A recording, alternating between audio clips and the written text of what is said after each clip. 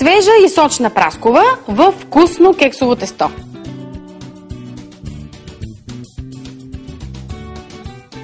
Приятен, лек и много ароматен десерт. Ще го направим много бързо и много лесно. Да започваме!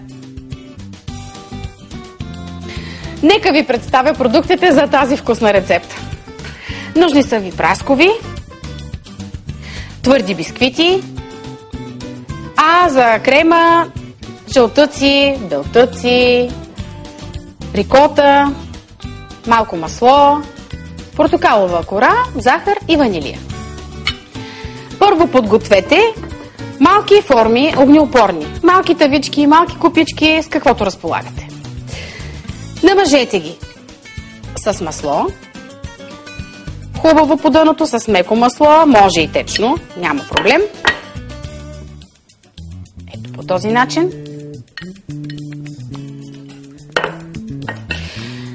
И на дъното на формите натрошете по една или по две бисквити, съвсем на едрички парчета.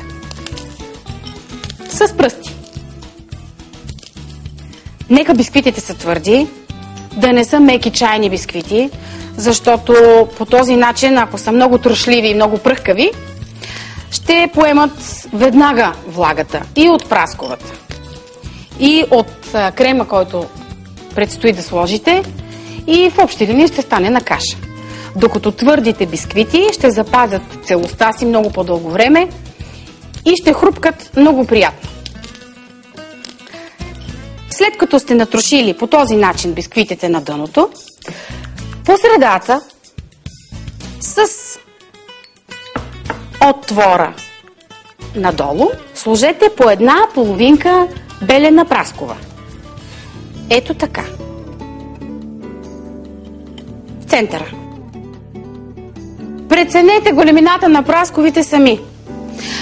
Нека да стоят в центъра добре на купичката. Ако е много голяма прасковата, в случая ще запълни цялото пространство, няма да е добре. Разбира се, от компот също може да ползвате белени праскови. Отстранете ги и пригответе крема. За крема е нужно да разбиете първо на сняг 2 белтъка.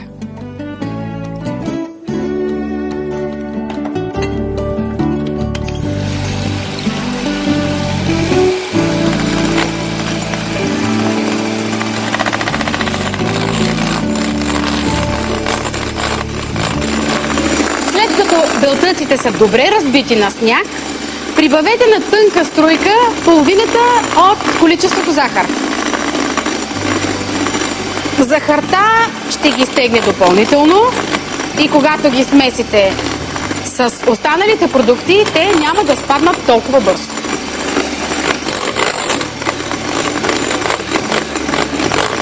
Достатъчно е. В друга купа смесете рикотата с захарта, с останалата захар. Прибавете жълтъците.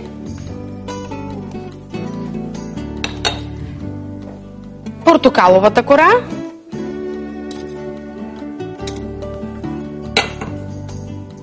Мекото масло.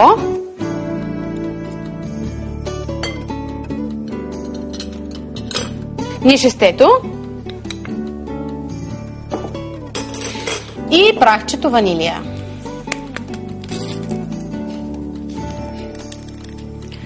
Видяхте. Всички останали съставки ги сложих наведнъж, без никаква последователност. Остава само да ги разбъркате. Веднага стават на чудесен крем. Нищо сложно няма, но е много вкусно. Стана много жълто и от портокаловата кора, и от хубавите жълтъци. Нищо повече не се иска като бъркане. Остава да прибавите белтъците, които да олекотят крема. Сипете ги и тях наведнъж. Ето така. И леко и внимателно разбъркайте с лопатката, за да може в крема да остане максимално количество въздух.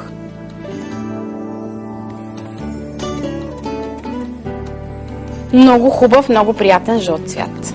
Пухкав крем,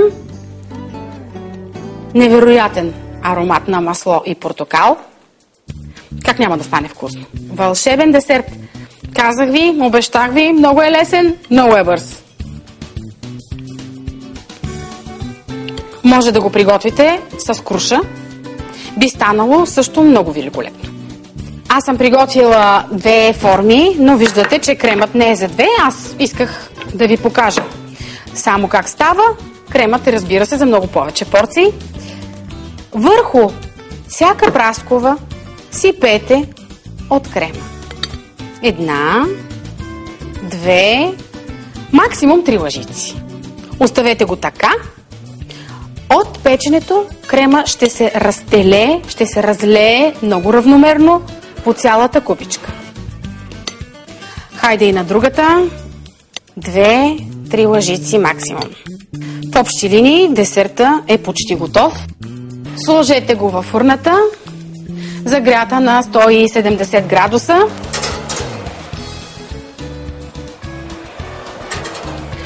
За 7 до 10 минути е напълно готов. Иска кремчето леко да порозовее, но да остане пухкаво и сочно вътре.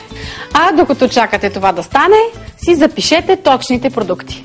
За праскови гратен са ви нужни 2 праскови, пресни или от компот, 4 твърди бисквити, 2 яйца, 40 грама захар, 100 грама рикота, 1 чайна лъжичка нишесте, 1 чайна лъжичка настъргана кора от портокал, 1 пакетче ванилия и 20 грама масло.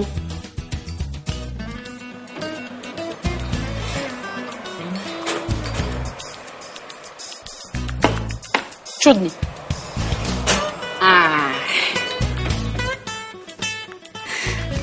Топли, горещи от фурната, златисти, пухкави, много леки. Задължително сервирайте този десерт леко топъл.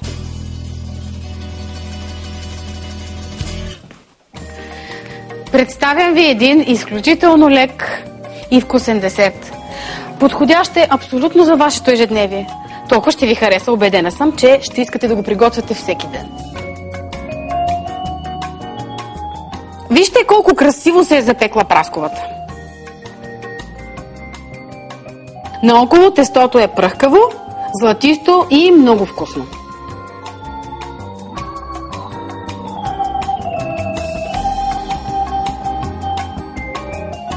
Това беше всичко за днес. Оставям ви в най-добрата компания, тази на Ютилисима, където всичко е много лесно, забавно и приятно. Бъдете здрави и до нови!